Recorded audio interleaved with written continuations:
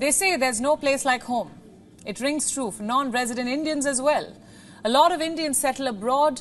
Better living standards, high-paying jobs attract them. But once they have saved enough, many want to return to their homeland after retirement. Look at this survey now by a fintech platform.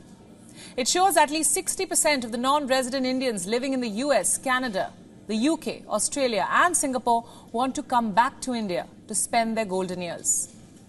Let's take a look at some more figures. 80% of NRIs based in Australia plan to return to India after retiring. We have the same figure for Singapore. From the US, 75% of NRIs want to come back. From the UK, the figure stands at 70%. From Canada, it is 63%. So why do so many Indians want to come back home? It's as much for financial as for emotional reasons. You see, India is formulating a strong strategy to stabilize its economy. It has become an emerging global startup hub to reckon with. There are stellar manufacturing capabilities, financial services and technology advancements. Simply put, there are promising investment opportunities for NRIs who have earned in dollars. Investment in India can bring huge profits. In fact, a whopping 72% of NRIs believe that India has a stable investment avenue. They are bullish on India's growth. 56% of the NRIs based in the US and 44% of those in Canada have already started investing in India for retirement. Then, of course, there is low cost of living. NRIs who have earned in dollars all their life and have thousands saved up in their retirement funds can afford a better life in India. Much better. In fact, far better than they would have in the United States or even the United Kingdom. Why do I say that? Because inflation is already soaring in the West. People are struggling to make ends meet. After retirement, when there are no monthly paychecks and only bills to pay, NRIs would be financially better off in India. There is also better and more accessible healthcare. In America, the average wait time for emergency room is 145 minutes. In the UK, it's 70 minutes.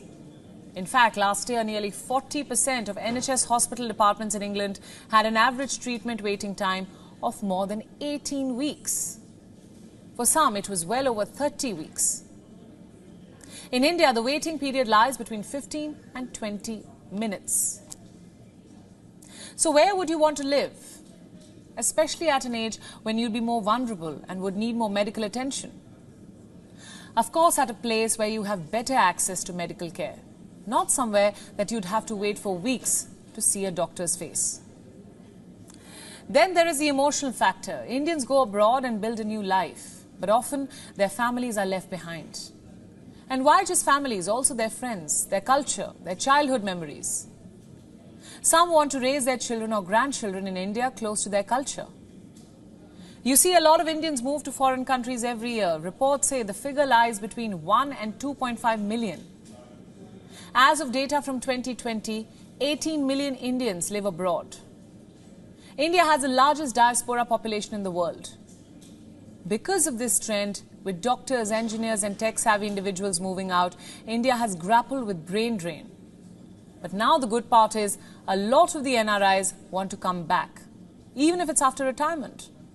Home is, after all, home.